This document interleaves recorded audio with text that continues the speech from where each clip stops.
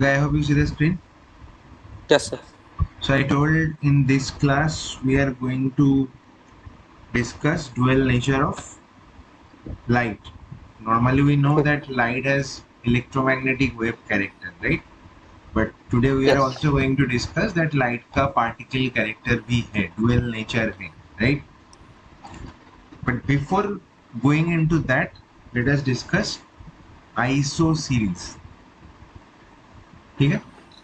Atoms Yes. में बहुत सारे relations होता है and I mean there are so many relations जहाँ पे ये ISO term use होता है. ISO मतलब same, right? So whenever this term will be used, ISO, that means something or some parameter will be same. Let us Okay. start with isotope. So what is isotope? I hope you know this. Isotope क्या Hmm. होता Yes, sir. Same atomic number, different mass number. है? Right. So let's say this is an element जिसका mass number Z है. Sorry, mass number is A and atomic number is Z, right? Hmm. तो isotope मतलब as you said atomic number same होना चाहिए and सिर्फ ये same होना चाहिए, बाकी तो डिफरेंट हो ही जाएगा. Same atomic number, different mass number, right? Yes. तो एटॉमिक नंबर सेम मतलब क्या है? प्रोटॉन सेम होगा but mass number Yes, sir. Different, तो न्यूट्रॉन डिफरेंट होगा. अब Hmm. आइसोटोप सबको पता है. कॉमन एग्जांपल हाइड्रोजन का ले लेते, protium, deuterium and tritium, this are the isotopes of hydrogen. तुम कार्बन का ले सकते हो 6C12 एंड 6C14, ऑक्सीजन का ले सकते हो, ठीक है, O816, O818. ठीक है, तो आइसोटोप आई थिंक सबको पता है, प्रोटॉन सेम होगा, न्यूट्रॉन डिफरेंट होगा, atomic number same, mass number different, right? Now what Yes. About isotone? देखो आइसोटोप में टोप में पी है, पी मतलब प्रोटॉन, तो प्रोटॉन सेम है. What about isotone? ये आइसोटोन क्या है? तो कहना है इसे आइसोटोन के अंदर एन है, एन मतलब न्यूट्रॉन. Hmm. तो इसका मतलब क्या हुआ? एटॉम्स जिसमें सेम नंबर ऑफ न्यूट्रॉन्स होगा दे can be called isotones. Same number of neutrons, right? Yes. Neutrons का नंबर कैसे पता चलता है? Neutron is mass number minus atomic number. तो यहाँ पे Hmm. न्यूट्रॉन्स सेम है एंड न्यूट्रॉन्स तो मास नंबर एटॉमिक नंबर से you can find this way. But protons will be different. जैसे कि यहाँ पे देखो दिस एग्जांपल्स 6C14, 8O16. तो इसमें न्यूट्रॉन्स कितना है दोनों में? 8. There are 8 neutrons in both of them. जैसे कि सोडियम एंड मैग्नीशियम 1123 एंड 1224, इसमें 12. 12. So these are two pairs which are isotones with each other. Hmm. Yes, sir. ठीक है, तो नेक्स्ट इज आइसो बार. तो इसमें भी आइसो है, आइसो मतलब कुछ ना कुछ तो सेम होगा. तो आइसो बार मतलब क्या है? इसमें मास नंबर सेम होता है, मास नंबर सेम होता है, एटॉमिक नंबर डिफरेंट होता है, राइट? Hmm. तो एटॉमिक नंबर डिफरेंट मतलब प्रोटॉन डिफरेंट होगा, बट अगर प्रोटॉन डिफरेंट होगा तो न्यूट्रॉन भी डिफरेंट होगा क्योंकि मास नंबर सेम. जैसे कि इन दोनों में देखो, इन दोनों में मास नंबर सेम दिख रहा है, प्रोटॉन न्यूट्रॉन डिफरेंट. तो these are examples of isobar. Any doubt? Okay. No, sir. तो आइसोबार, आइसोटोन, आइसोबार तो हो गया. तो नेक्स्ट क्या है? Isoelectronic species. तो नाम से व्हाट डू यू थिंक क्या सेम होना चाहिए? Number of electrons. Number of electron same होना चाहिए. So let us take this examples. जैसे कि sodium plus magnesium, can you tell me Na plus में कितना इलेक्ट्रॉन है? 10. And in magnesium 2 plus how many electrons are there? 10. Aluminium 3 plus 10 electrons है. O2 Hmm. Minus में कितना होगा? 10. 10. तो सब में 10 electrons है. So all of them has 10 electrons. तो these are isoelectronic species. Yes, sir. ठीक है. The next is isostar. What is isostar? देखो इसमें there are two parameters which must be same, not only one. एक one is number of electrons same होना चाहिए and the second is atomicity of molecule. Atomicity of molecule पता है? What is atomicity of Yes, sir. molecule? क्या होता है? Total number of atoms in the molecule. Right, तो atomicity of molecule भी same होना चाहिए as well as number of electrons भी सेम होना चाहिए. So can you tell me in CO2 and N2O, इन दोनों में what is the atomicity? 3. Atomicity 3 है दोनों में. Can you tell me the number of electrons present in one CO2 molecule? CO2 16 plus 6 22. Right, तो CO2 में let's say number of electrons, carbon का तो 6 होता है एंड ऑक्सीजन का 8 इंटू टू, हर एक ऑक्सीजन में 8 electron into two is 22 electron. इसमें क्या होगा? 14 plus 8 तो, 22. तो हर एक नाइट्रोजन में 7 इलेक्ट्रॉन्स आते हैं, so 7 into two plus, so कहना इसे दोनों का atomicity and number of electron same है, Yes sir. So they can be called isosteres. Yes sir. चलो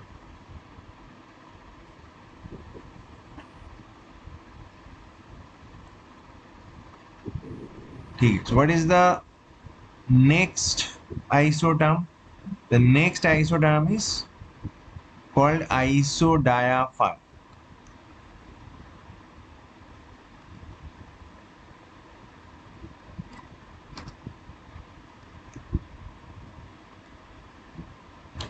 Isodiopter. Isodiaphyr, ठीक है। Diaphyr. Okay. तो इसमें सेम क्या होगा? That is the question. Isodiapher में सेम है isotopic number, I have boxed it. Isotopic, अब now you have to know कि व्हाट इज आइसोटोपिक नंबर। तो आइसोटोपिक नंबर क्या होता है? किसी एटॉम पे न्यूट्रॉन एंड प्रोटॉन का जो डिफरेंस होता है, that is called isotopic number. Do you get it or no?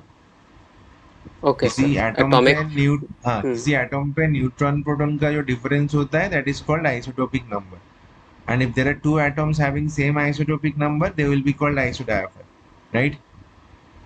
So can isotopic number ever be negative? ना, आइसोटोपिक नंबर नेगेटिव नहीं होगा किसी भी। Okay. तो यहाँ पे देखो, what do you see here? Neutron का नंबर क्या होता है? A माइनस जेड, ठीक है। Hmm. If this is an element, तो इसमें न्यूट्रॉन क्या होता है? A minus Z. और Z. प्रोटॉन क्या होता है? जेड। Z. तो फिर न्यूट्रॉन माइनस प्रोटॉन का डिफरेंस तुम ए जेड से भी कैलकुलेट कर सकते हो, so this must be A minus two Z, Hmm. ठीक है ना? तो let us understand an example. For example, we have taken uranium. I think this should be 238. This must be 238. Is it also 235? It is 238 and this must be 234. Okay, that Okay. was incorrect यहाँ पे। तो देखो, let's say uranium is a radioactive, यहाँ पे uranium का ये जो isotope है, that is radioactive and this is releasing alpha particle, right? We have Hmm. discussed this before. alpha particle क्या होता है?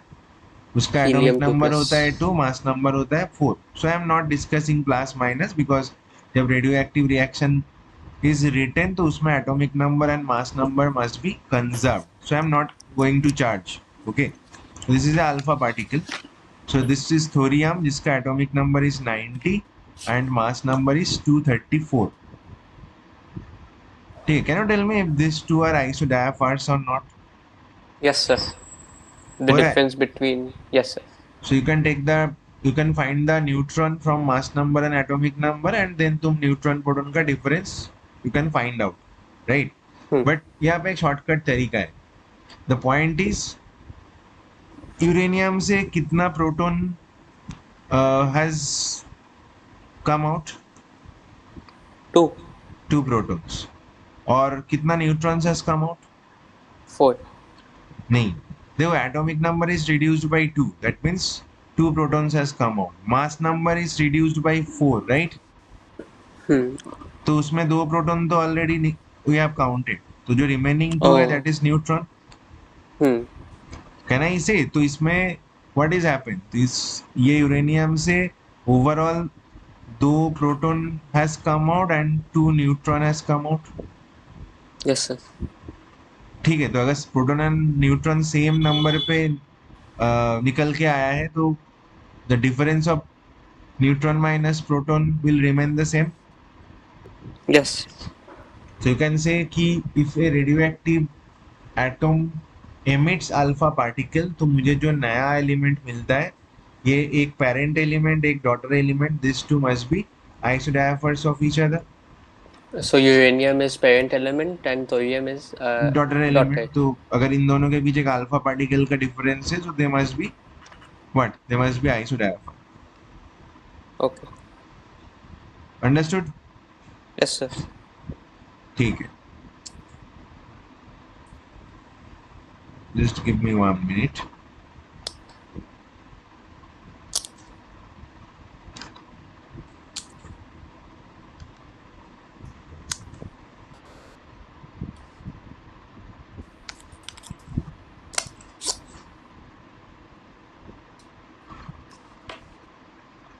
So let us do a problem on this.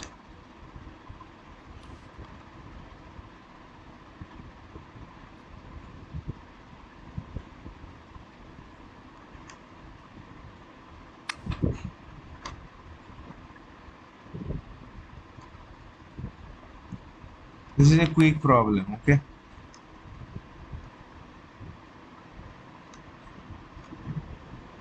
तो यहाँ पे there is a pair of compounds, right? Yes. And you have to find out that out of these 4 options, which one is isoelectronic with this pair of compounds. ठीक है? तो उसके लिए Yes, sir. क्या करना पड़ेगा? What do you have to do first? Isoelectronic means L number of electrons is the same, so we have to Right. So you have calculate. to find the total number of electrons in this pair. So उसके लिए it atomic would number be पता होना चाहिए. What is the atomic number hmm, of nitrogen? What is the atomic number of boron? atomic number of nitrogen is 7 and atomic number of boron is 5. 7 and it is 5. So can you tell me total how many electrons are present in this pair of compounds? 18. Right. तो यहाँ पे ammonia पे 10 and यहाँ पे 18 electrons. So can you tell me which one of them have 18 electrons as well? C2H6. Nice. So C2H6. So this is 6 into 2 plus 6, total 18 electrons. So this must be isoelectronic with this pair of compound. I hope it is clear. Yes, sir. Yes, sir.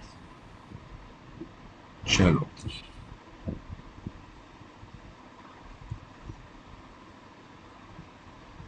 The last class में we did some problems on wavelength and frequency. Yes, sir. Okay. So now we are going to start with dual nature of light, that is wave nature and particle nature.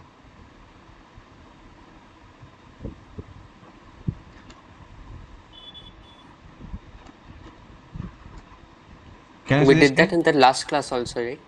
No, that is we just understood what do we mean by wave nature and what do we mean by particle nature. So, but Okay. today we are going to discuss that light का particle nature भी है, because we normally know light is an electromagnetic wave, but we are going to discuss so light is also considered as particle. That is what we Okay. are going to discuss, right? Okay. So wave nature versus particle nature of light, or you can call dual nature. So as I told before, but we know that light is an electromagnetic wave. We have discussed in the last class, right? Hmm. As per the classical physics, light is an electromagnetic wave, and at till some point, considering light as electromagnetic wave, light का जो behavior or properties that could be easily explained. ठीक है? तो light का बहुत सारे properties होता है, जैसे कि there is reflection, there is refraction, the speed of light in vacuum, polarization, diffraction, interference. These are different types of behavior of light. Now I am not going to discuss light in terms of physics. तो अभी ये सब discuss नहीं करेंगे. I am just mentioning these are the properties of light which could be easily explained by considering light as an electromagnetic wave. By wave nature ये सारे चीज explain किया जा सकता है, right? Yes. So since everything could be explained by electromagnetic wave, तो I don't have any problem, right? But now certain things started coming जिसको wave character से एक्सप्लेन नहीं किया जा सकता, ठीक है? And then we needed something new. So let us try to understand. So in the previous slide, could you explain polarization? Now I am not going to explain the properties of light, because you see that you are you will be studying physics and everything will come up. I'm just saying these are the characteristics of light which could be easily explained by considering light as an electromagnetic wave, right? Okay. So in physics, there are all the chapters on wave, there is sound, light, all the chapters are there, right? So I'm Hmm. not going to discuss these things. Okay. Okay. Now, incidents that demanded particle nature. So what does it say? The wave theory of light completely failed to explain two key experimental observations, which forced physicists to accept that light also behaves as a particle. So what are the incidents? One of them is black body radiation.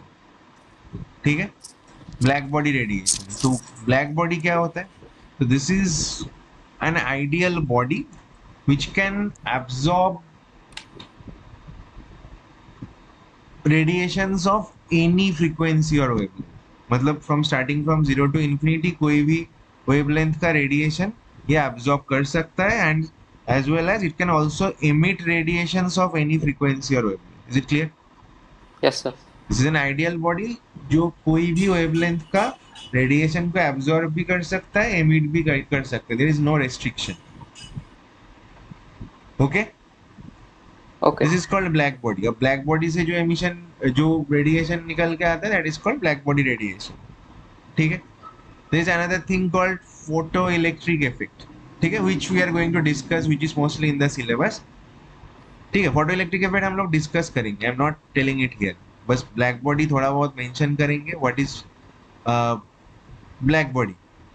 तो देखो, ये जो black body radiation है यहाँ पे लिखा हुआ है, black body is an ideal object that absorbs all electromagnetic radiation incident on it, and when heated it re-emits radiation across a spectrum of wavelength. Spectrum मतलब there is a range of wavelength it will emit, right? कोई भी wavelength का radiation ये absorb भी कर सकता है, emit भी कर सकता Hmm. है. ठीक है, तो let us take an example of black body. Let's say you are hitting a iron rod. Have you seen iron rod getting heated? Yes. तो उसमें क्या होता है, पहले वो रेड हॉट हो जाता है. रेड हॉट मतलब इट बिकम्स रेड. जब वो फिर ठंडा होने लगता है तो it emits different colours, white, blue, all types of colours, right? तो इसका Hmm. मतलब क्या हुआ? Can I say that in very small range of wavelength it is behaving like a black body in very small range of wavelength? Yes. क्योंकि उस range में, उस small range पे वो सारे कलर्स और सारे रेडिएशंस को एमिट कर रहा है. Isn't Yes, it? sir. तो ये ब्लैक बॉडी रेडिएशन. तो black body radiation is also not in the syllabus, just I am mentioning the things. तो ब्लैक बॉडी रेडिएशन का जो बिहेवियर होता है, ठीक है, टेम्परेचर के साथ उसका जो डिस्ट्रीब्यूशन होता है, तो that can not be explained considering light as an electromagnetic wave. But our main concern is photo electric effect. उसको स्टडी करेंगे, राइट? Okay. चलो,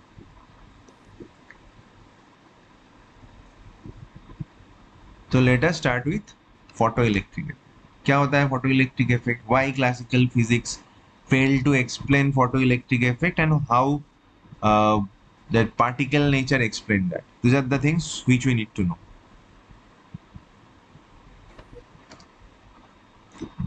ठीक है, दिख रहा है? Yes, sir. तो let us understand photoelectric effect. So you can see we have a glass tube. उसके अंदर there are two metal plates. One is connected to the positive end of battery, another is connected to the negative end of battery. This is positive plate, this is negative plate, right? So you already Yes, sir. learned. So this can be called cathode and this can be called anode, right? मैंने C and A से mark करके रखा है. Cathode C and anode is A. This is anode connected with the, sorry, this is cathode connected with the negative end of the battery. तुम्हें पता है cathode मतलब cation collector. Yes, sir. तो who will collect the cations? जो negative plate होगा, right? Hmm. So similarly, anode is the anion collector, and who will be the anode? जो positive metal. ठीक है. Now what is happening? Now you can see that radiation or light is allowed to strike on the metal surface. ठीक है. और यहाँ पे एक ammeter connected है. जहाँ पे तुम करंट मेजर कर सकते हो. If there is current generated you can measure that current. Okay, so this is the whole setup. There is a glass tube, उसके अंदर कैथोड एनोड है connected to the opposite ends of battery. A radiation or light allowed to strike on the metal surface जो cathode पे strike कर सकता है. and there is a ammeter which is used to measure the current अगर generate होता है तो. ठीक है, तो क्या होता है photo electric effect. It has been observe that the electrons are emitted from the surface of metal. मतलब ये कैथोड का जो मेटल सरफेस है यहाँ से इलेक्ट्रॉन एमिट होगा इफ द लाइट और रेडिएशन ऑफ सुइटेबल फ्रीक्वेंसी और wavelength strikes that metal surface. समझ में आ रहा है. If A Can you repeat light it, और please? if a light or you can see this, so if a light can see this, Yes, sir. so if a light or radiation of suitable frequency or wavelength strikes the metal surface, the electrons are ejected from this metal surface. These electrons are known as photoelectrons. Photo means light, right? So these will Yes. be called photoelectrons, and a current will be generated when the electrons reach from cathode to anode. What will happen? Current will Yes. be generated, and this will be called photocurrent. Hmm. ठीक है. Why it is called photoelectric effect? Because light से electrons are coming out. Because of the light metal surface को strike कर रहा है, and the electrons from the metal surface are ejected because of that. That is why this is called photoelectric effect. Now let us understand the observation of photoelectric effect. इसमें क्या क्या चीज observe होता है. तो you can see the observations are written here. What is the observation one? Instantaneous ejection. That means the moment the light of suitable frequency will strike the metal surface, immediately the electrons will be ejected from the metal surface. There will be no time gap between the striking of light and ejection of electrons. Is it clear? Yes, sir. Right, so immediately when light strikes the surface, the first point. Second observation, यहाँ पे जो photo current measure होगा it is found to be proportional to the intensity of the light. ठीक है. Photo Yes. Current I, small I is photocurrent and capital I is the intensity of light. So these two are found to be proportional. That is the second observation. And third observation क्या है? The electrons जो ये metal surface से निकल रहा है, the kinetic energy of the Emitted electrons. photoelectrons or emitted electrons is proportional to the frequency of the light. So these are the three observations which have been made during photoelectric effect. Is it clear to you? Okay, so kinetic energy of the photoelectrons is directly proportional to the frequency. Frequency of light, then the Okay. photocurrent measured is proportional to the intensity of light, and Hmm. there is no time gap between the striking of light on the metal surface and the ejection of electrons from the metal surface, right? Okay. Instant then. Okay. Instant. Chalo.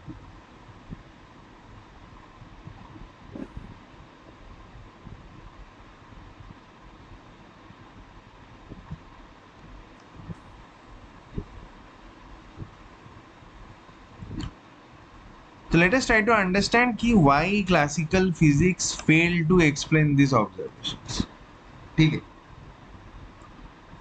अब एक चीज देखो. As per classical physics, light is an electromagnetic wave, right? Yes. So let's say this is the wave.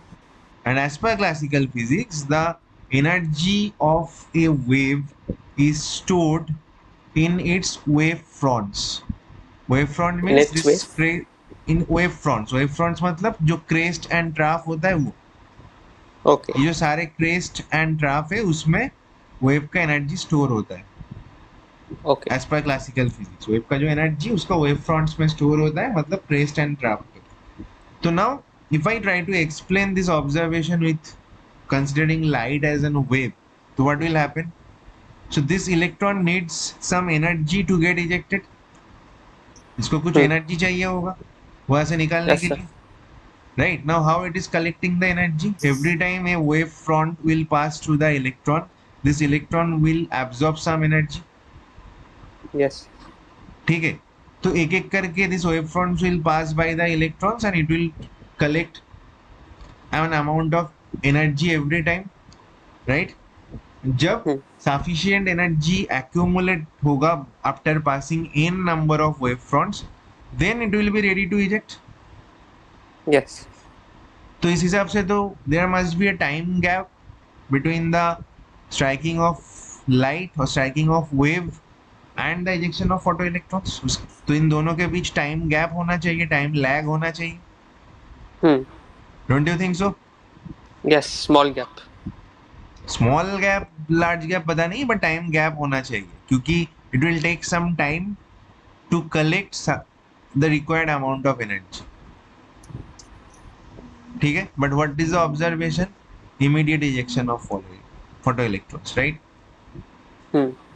So that means the wave character fails to explain these observations. Yes. ठीक है, और and as per classical physics के हिसाब से जो kinetic energy of electron है, that must be proportional to the intensity of light. Hmm. वो intensity के साथ प्रोपोर्शनल होना चाहिए, नॉट विद द फ्रीक्वेंसी. ठीक है, so that is where the wave character of light failed to explain photoelectric effect. Is it clear or not? Okay. So the thing that we studied, that was photoelectric effect, the entire thing. Right, photoelectric effect क्या है, उसमें observations क्या है, and how classical physics failed to explain that, considering light as an electromagnetic wave. So far we have studied that. Okay. Okay, Yes, sir. so that means we needed a new theory to explain photoelectric effect. Wave character does Hmm. not hold good,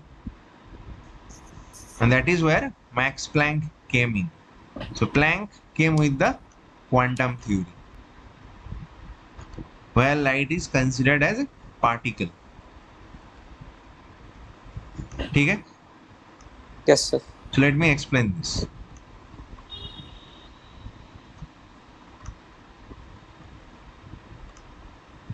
So what is Planck's quantum theory? So Planck said when a body is absorbing or emitting energy, let's say this is the absorption, this is the emission. So when a body is absorbing or emitting energy, it does so in form of small packets of energy. It collects energy in form of small packets, or it emits energy in form of small packets. ठीक है? Hmm. So let's say, as per Planck, so if it collects an amount of energy E or it emits an amount of energy E, इस energy के अंदर there are n number of packets, right? So let's say these are the packets of energy, and तो हर एक packet को एक unit of energy मान लो. Let's consider that each packet is an unit of energy, right? Do you get me or not? Yes. Each packet is a unit of energy. Let's consider each packet is an unit of energy and इसको EP मानते हैं. Let's say P stands for packet. ठीक है, तो energy of a Okay. packet is 1 unit energy. तो in that logic total energy जो है E, उसके अंदर n number of units है, Yes. right? So अगर if the body absorbs energy or emits energy, it either absorbs n number of packets or it absorbs n number of it emits n number of packets. ठीक है, Hmm. और you can say units of energy. ठीक है, Okay. तो total energy absorbed और emit क्या होना चाहिए? It must be n into EP, जहाँ पे एन क्या है?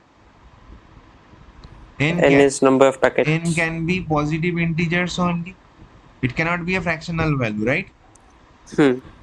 सो let's say you are going to market to buy packets of milk. Mother Dairy, Metro Dairy का जो मिल्क पैकेट मिलता है उसको तुम खरीदने गए. ठीक है, लेट्स से हर एक पैकेट में 500 ml का क्वांटिटी होता है. So can you by 750 ml from the shop? No. No, either you have to buy 500 ml or 1 liter or 1.5 liter. That means you have to buy in a multiple of 500 ml, right? Hmm. तो इसमें भी क्या होगा? तो इसमें एक unit और 2 unit और 3 unit like that positive integer, ये जो n होगा that must be a multiplier which is a positive integer. Yes. क्योंकि 1.5 पैकेट्स तो नहीं हो सकता है, there can not be 1.2 packets और 1.6 पैकेट्स, ठीक है ना। तो 1 एंड 2 के बीच जो इनफाइनाइट पॉसिबल फ्रैक्शनल वैल्यूज है, 2 और 3 के बीच जो इनफाइनाइट पॉसिबल फ्रैक्शनल वैल्यूज है, they have been discarded, they have Yes. Been rejected, ठीक है। So can I say that यहाँ पे we are considering energy as a discontinuous value. I told Hmm. you at the beginning कि when energy is exchanged in a continuous manner in any random value, that means that is that exchange takes place in the form of wave, right? Yes. और अगर energy discontinuous pattern पे हो रहा है, in some specific set of values पे ही energy exchange हो सकता है, not in just any random value, that means the energy exchange takes place in form of particle, right. Yes. तो यहाँ पे कौन सा फॉर्म में हो रहा है, वेव और पार्टिकल? Particle. पार्टिकल। तो मान लेते हैं हर एक पैकेट एक पार्टिकल, राइट। हर एक पैकेट को एक पार्टिकल मान लेते हैं, can we do that? Hmm. चलो, और ये जो पार्टिकल है इसको हम बोलेंगे photon. So this one part, particle equal to one packet of right, energy. One particle, एक पैकेट को now we consider as a particle, right.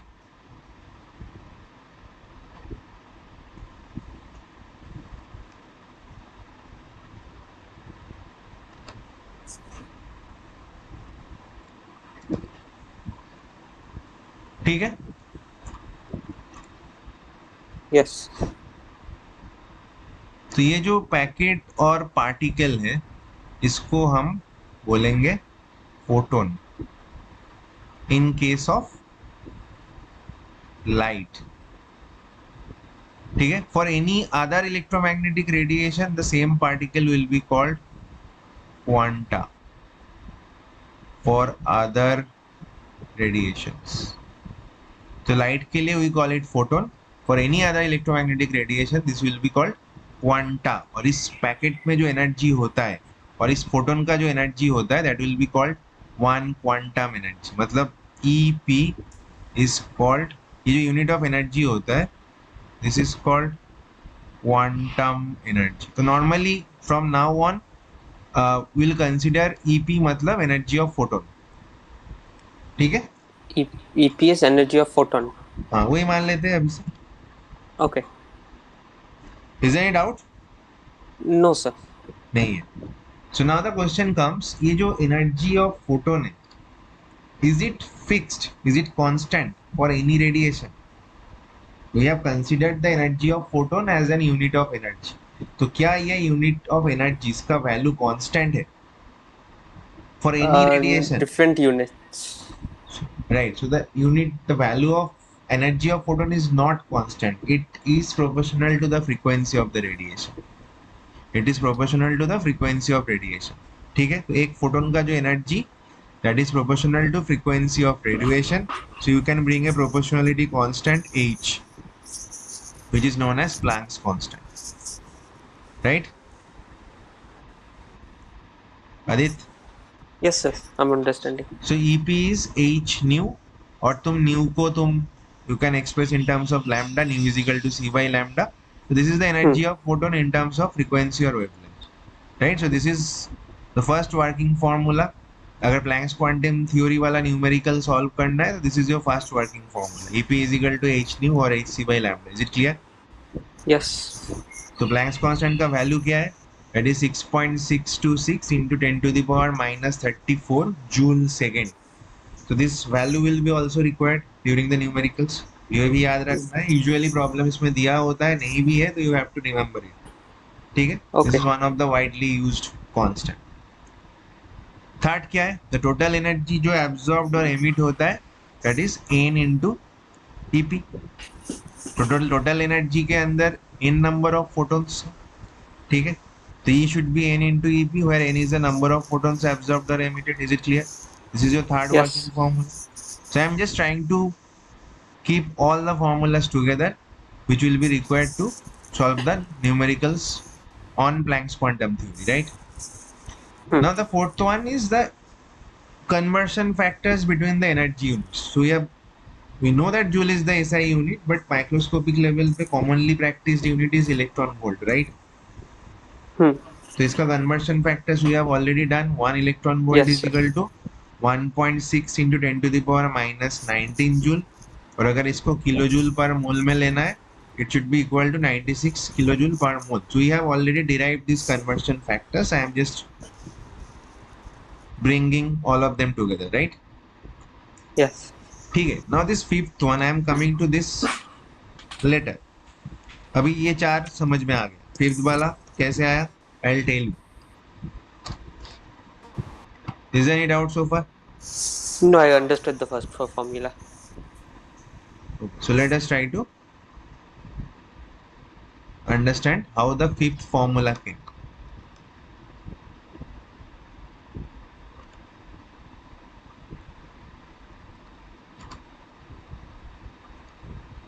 देखो, ये एनर्जी ऑफ फोटोन का expression, EP is equal to h C by lambda, right? Hmm. तो अगर सारे SI unit पे है तो क्या होना चाहिए? एनर्जी ऑफ फोटोन जूल में होना चाहिए. H का वैल्यू तो ऑलरेडी SI यूनिट पे है, दिस वन. ठीक है. C का वैल्यू भी 3 into 10 to the power 8 metre per second, ये भी SI यूनिट पे ही है. Hmm. But normally Hmm. क्या होता है, microscopic level, we are working in microscopic level, तो माइक्रोस्कोपिक लेवल पे लैम्डा यूजुअली एंगस्ट्रॉम और नैनोमीटर ये सब में दिया होता है, मीटर Okay. सेंटीमीटर पे नहीं होता है, राइट? तो commonly will get lambda in angstrom, right? But अगर मुझे इस एक्सप्रेशन पे सब कुछ SI पे है तो लैम्डा को भी किस में लेना है? मीटर पे लेना है, एंगस्ट्रॉम से. Hmm. Hmm. तो उसके लिए क्या करना है? We have to multiply by 10 to the power minus 10. तो फिर एंगस्ट्रॉम मीटर पे कन्वर्ट होता है. Hmm. करेक्ट और not? Yes. So 10 into now 10 to the what I power. have done, I have put the value of H जो SI में है, I have put the value of C वो भी SI में है, लैम्डा को भी मैं मतलब मीटर पे कन्वर्ट किया है, तो सब कुछ किस में है? SI पे SI. है, राइट? तो एनर्जी ऑफ फोटोन किस में मिलना चाहिए? जूल में, राइट? यस और no? Yes. But now I want to convert joule into electron volt. मैं जूल से इसको electron, so I have found the energy in joule. मुझे इसको इलेक्ट्रॉन वोल्ट पे कन्वर्ट करना है. This is the conversion factor. 1 electron volt is equal to 1.6 into 10 to the power minus 19 joule. So tell me, joule से electron volt पे कैसे convert करेंगे? Joule to electron volt. It is already given. Uh, हाँ, तो कैसे क्या करना है तुम बताओ. अगर मुझे जूल से इलेक्ट्रॉन वोल्ट पे कन्वर्ट करना है तो मुझे 1.6 into 10 to the power minus 19 से डिवाइड करना है. hmm. Hmm. So that is what I have done, and that is why energy of photon electron volt पे मिल रहा है. ठीक है. Okay, not in Joule. Joule तो पहले था, but I Hmm. have converted it into electron volt by dividing with this conversion Okay. factor, right? Now if you do this calculation, we'll see the energy of photon will be coming approximately as 12,400 by lambda. Trick is Okay. you can only use this formula अगर lambda angstrom में है and energy of photon electron volt में. That is the condition of using this formula. Okay. ठीक है. Now you tell me which one is easier to use. Energy of photon is equal to hc by lambda or this one? This one. This one. क्योंकि तुम्हें h का value c का value put करके हर बार calculate नहीं करना होगा. This is very easy to remember and easy to Hmm. Calculate. ठीक है. तो But you this can is ask only me, when it is given in EV. इसमें कंडीशन ये ही कि लैम्डा लैम्डा एंगस्ट्रॉम में होना चाहिए and energy of photon electron volt पे होना चाहिए. ठीक है. Hmm. ठीक है. Now you will ask me, अगर जूल में पूछेगा तो how I use this. Simple, तुम्हें कन्वर्शन फैक्टर पता है. Yes. So I will only use this formula from now on while solving the problem because this saves lots of time. It is easy for calculation. ठीक है. मुझे अगर joule में चाहिए, मैं इलेक्ट्रॉन वोल्ट पे पहले ये निकाल लूंगा and then I will use 1.6 into 10 to the power minus 19 that conversion factor joule में कन्वर्ट करने के लिए. अगर मुझे लैम्डा SI पे चाहिए तो मैं एंगस्ट्रॉम से कन्वर्ट कर लूंगा, but I will use this formula.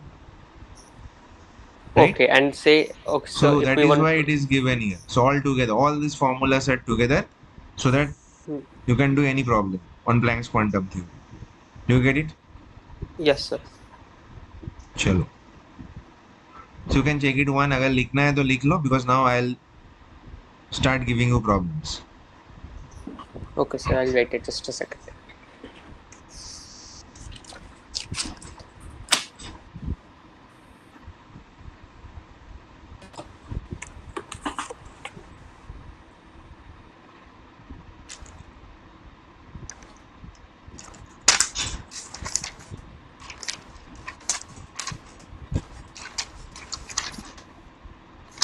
Are you done writing?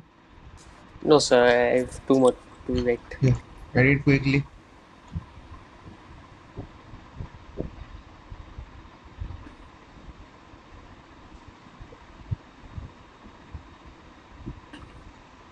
Difficult लग रहा है topics chapter? No, sir, no, sir, not There's now. two.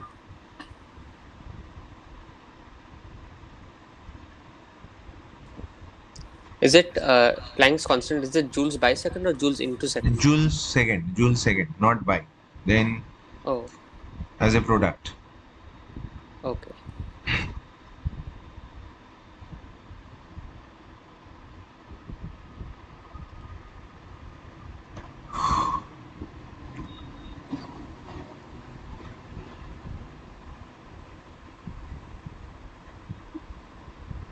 Can I go ahead? Just the last one left, sir. EP is equal to EP. Yes, sir, done. Chalo. So let us start with some problems. This is the first problem. The ratio of energy of photons with wavelength 4000 angstrom and 8000 angstrom is. So tell me, क्या करना है? Okay. So ratio of energies of photons of wavelength. Okay, so for this one, we can just use E is equal to hc by lambda. So I can see that they're inverse. The energy of photon is inversely proportional to, है ना? Hmm. Lambda. Yes. So can I say in this case E1 by E2 should be is equal to lambda 2 by lambda 1? Yes, equal to I 8000 can by write that, 4000. right? Inversely proportional. तो Hmm. पहला photon का जो wavelength तो denominator पे जाएगा और दूसरे वाला न्यूमरेटर पे जाएगा. So it should be Hmm. what? 8000 by 4000. Right. So it should be 2:1. Yes. ठीक है.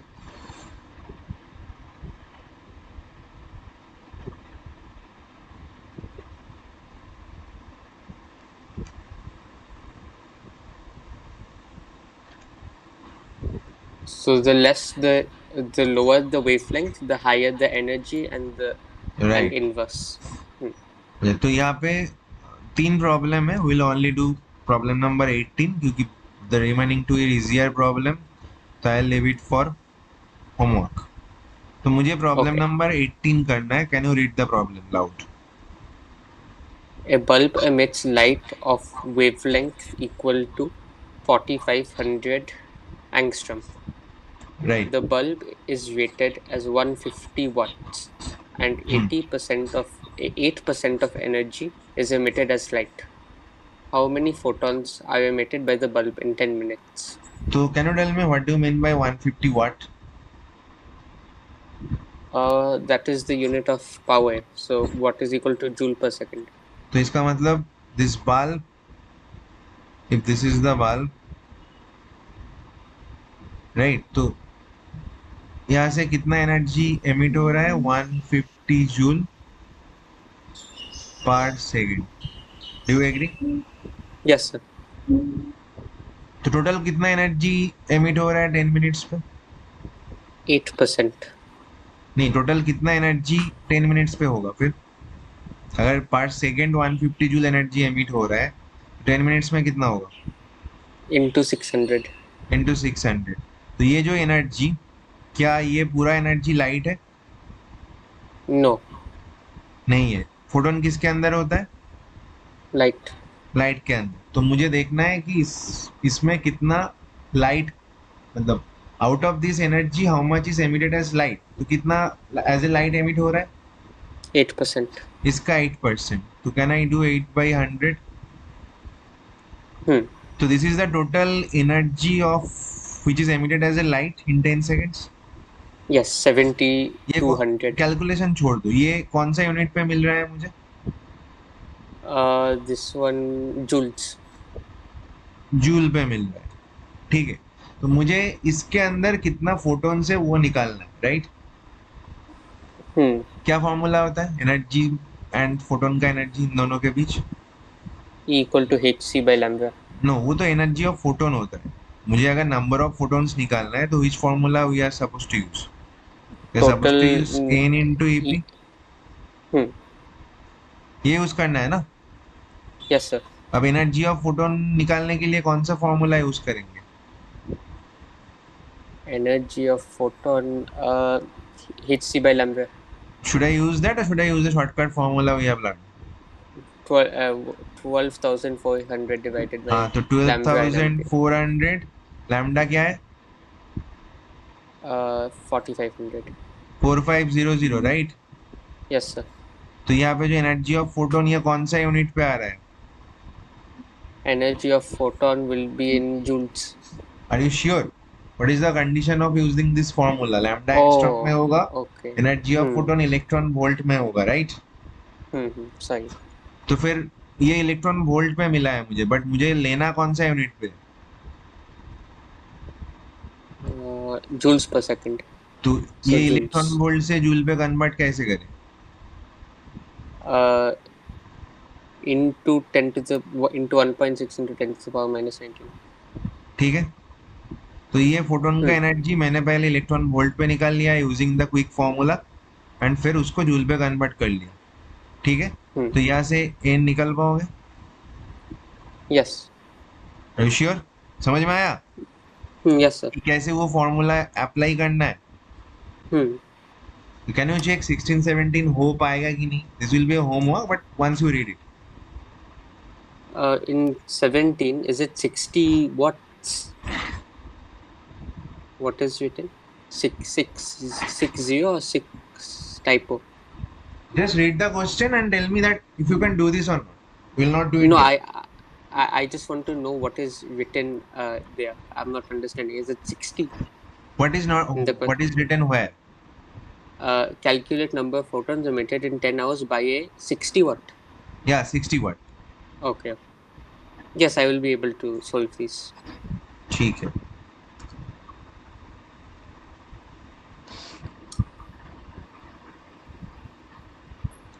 चलो,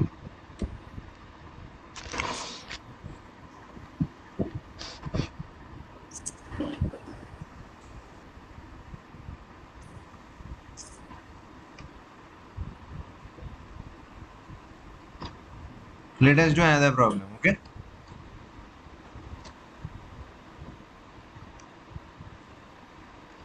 Can you see this? Yes, sir. Can you read the question? Yes. It says an electromagnetic radiation of wavelength equal to 242 nanometers is just sufficient to ionize a sodium atom.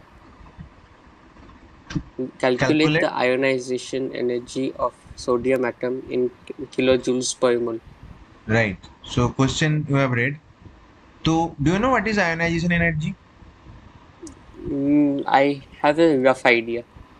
So let's say this is the nucleus of sodium atom and this is the outermost shell, right? Hmm. यहाँ पे एक electron है outermost shell पे. You can say this Hmm. is a valence electron. Usually outermost shell पे जो electron होता है that is most loosely bound by the nucleus, right? क्योंकि ये सबसे ज़्यादा डिस्टेंस पे होता है, Okay. ठीक है।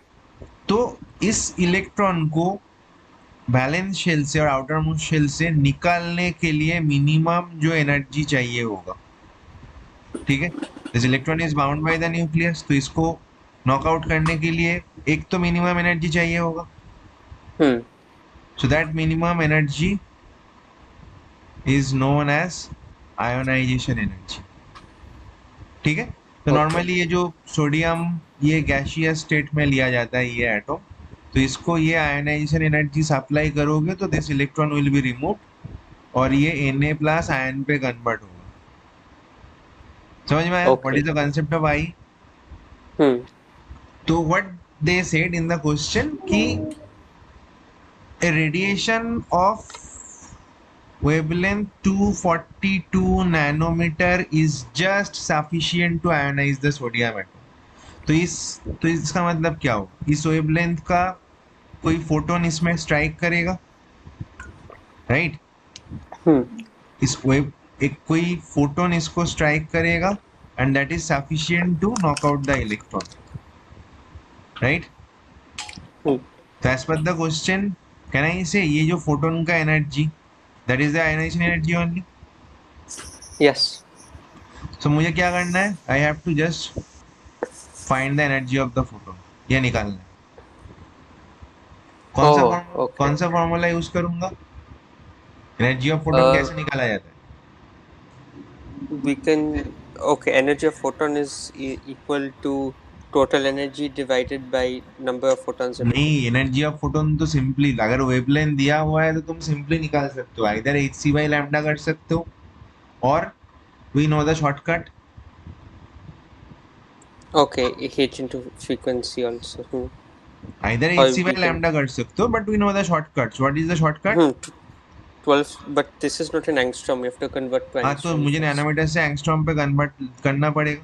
क्या होगा? Hmm. 1 nanometer is 1 equal nanometer to पे 10 to कितना the power एंगस्ट्रॉम होता minus है? 9. 1 nanometer, 10. Right, so 1 nanometer is equal to 10 angstrom. तो Hmm. तो you can write this is 2420 angstrom. Yes. तो क्या होगा energy of photon?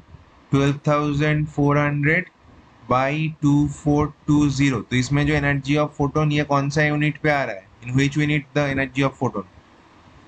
EV. It is coming in eV but answer किस में? kg per mole. Kilojoule per mole. Kilojoule per mole में निकालना पड़ेगा, right? And you know the conversion factors, 1 electron volt Yes, मतलब sir. 96 kilojoule per mole. तो the Hmm. Answer should be into 96। Yes. तो ये energy of photon is the only ionization energy, बस तुम्हें kilojoule per मोल पे निकालना है। देखो समझ में आया कि नहीं? Hmm. Yes, sir. आ गया, right? Yes, sir.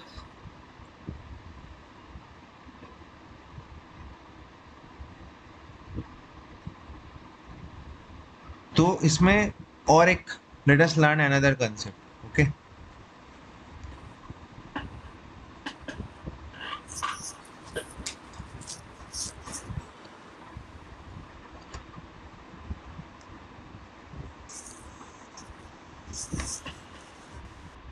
Okay, so let's say there is a molecule, A2 molecule, right? A2, a hypothetical molecule A2। A2 मतलब there are two A atoms bonded by a covalent bond, ठीक है? Hmm. And let's say the bond energy is given as x kilojoule per mole। Bond energy मतलब for now let's assume that ये bond तोड़ने में जितना energy चाहिए that can be called bond energy which is x kilojoule per mole, right? What is bond energy? Bond energy is the amount energy required to break the bond, dissociate the bond. So far, this definition is fine। इसको तोड़ने में जितना energy चाहिए, let's say x kilojoule Hmm. पर मोल, right? So let's say photon strikes the bond, ठीक है? Let's say photon का energy is EP in kilojoule per मोल, ये photon का एनर्जी है। Now my question is, if the bond breaks, you will get two A atoms, right? Hmm. अगर एक molecule को तुम डिसोसिएट करोगे by supplying energy, it will break into two atoms। Hmm. Now my question is, if energy of photon bond energy से कम होता है तो क्या ये bond dissociate होगा? No. नहीं होगा।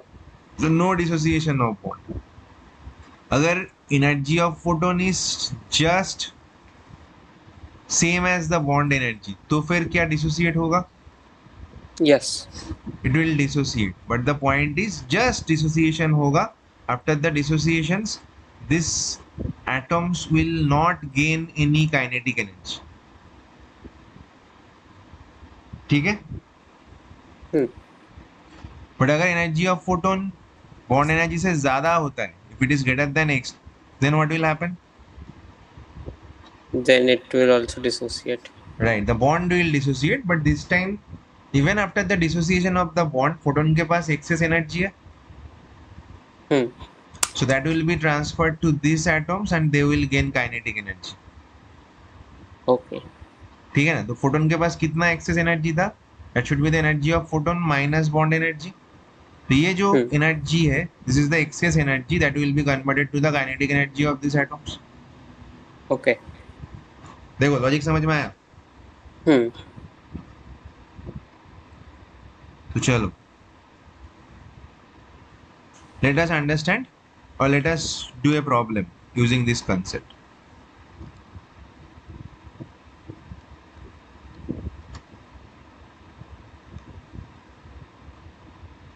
Can you see the question? Yes. So let me arrange the question into diagram for you. What does it say? An I2 molecule. So this is an I2 molecule.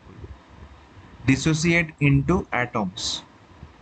So it will be dissociating into two atoms. दो iodine atom पे dissociate होगा. Hmm. After absorbing light of wavelength 4500 angstrom. So it is absorbing light but the wavelength is 4500 angstrom. If one quantum of radiation is absorbed, one quantum radiation मतलब energy of a photon, Hmm. ठीक है ना. By Yes, each sir. molecule calculate the kinetic energy of iodine atom. Right, so you have to find the kinetic energy of an iodine atom and the bond energy, so which we have assumed as x, that is given as 240 kilojoule per mole. Have you understood the question? Kind of. Kind of. So can you tell me how should I approach these problems? Okay. So we have to. Okay, we have to calculate kinetic energy of iodine देखो, the atom. Photon hits the bond. ठीक है, Hmm. तो photon का energy ज्यादा या कम होना चाहिए compare to bond energy? ज़्यादा. It must be greater, but first we have to find the energy of the photon, right? Hmm. So what is the energy of the photon? How do I find? What is the shortcut? 12,400 divided by 4,500. Right, so already lambda is given in angstrom. Hmm. But ये तो electron volt पे मिला. So in which unit I have to find the energy of photon? Kilojoule per mole तो क्या करना पड़ेगा? I have to multiply by into 96. 96. ठीक है, तो आई am not Hmm. Doing the calculation. तो कैन यू टेल मी, तो फोटोन के पास अगर एक्सेस एनर्जी है तो उसमें से 240 kilo joule will be use to break the bond, right? Yes. तो remaining energy will be converted to the kinetic energy, right? Hmm. तो ये जो काइनेटिक एनर्जी पर मोल क्या होगा?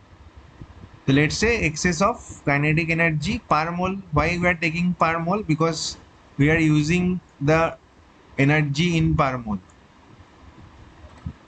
पर मोल में we are considering the energy, right, as per the units are given. Hmm. तो can I say this is equal to energy of photon minus bond energy. Yes.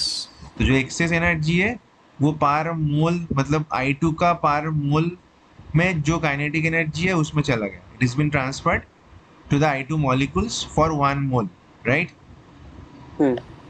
तो can you tell me 1 mole of I2 से कितना mole of iodine atoms मिलेगा? 1 mole, 2 atoms. 2 moles of iodine atom मिलेगा, right? Hmm. So can I say this is basically the kinetic energy of 2 moles iodine atom? 2 moles or two. क्योंकि 1 मोल iodine को तोड़ोगे तो 2 मोल iodine atom मिलेगा ना. One molecule. If you dissociate 1 molecule, you get 2 atoms. But here we are dealing with moles, right? Not with one Okay. molecule. As per the unit, we are dealing with moles. तो अगर तो फिर क्या होगा? 1 mole of molecule will dissociate into 2 moles of iodine atom. Hmm. तो ये जो excess energy है, that has been transferred to 2 moles of iodine atoms. Is it clear Hmm. or not? Yes. तो 2 moles मतलब तो फिर कितना आयोडीन एटम हुआ?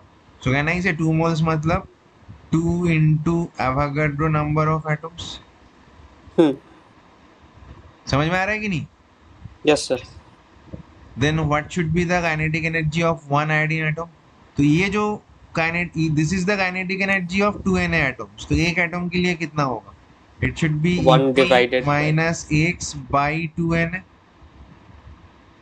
1 second. Uh, yes. ठीक है ना? तो I am not doing the calculation. You can put the values and do the calculation. Okay? Okay.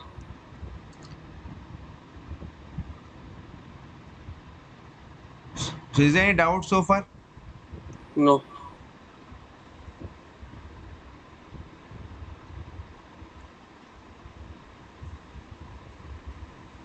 Okay.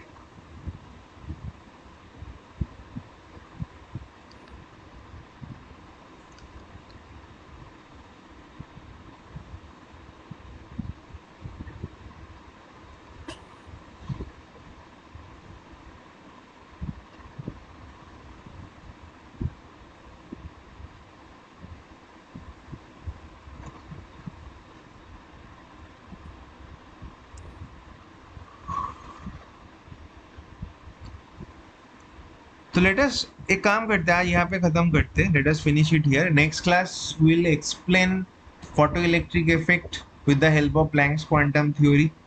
Right, we'll do all the Okay. numericals related to photoelectric effect और जो भी Hmm. graphs होगा we'll do that in the next class.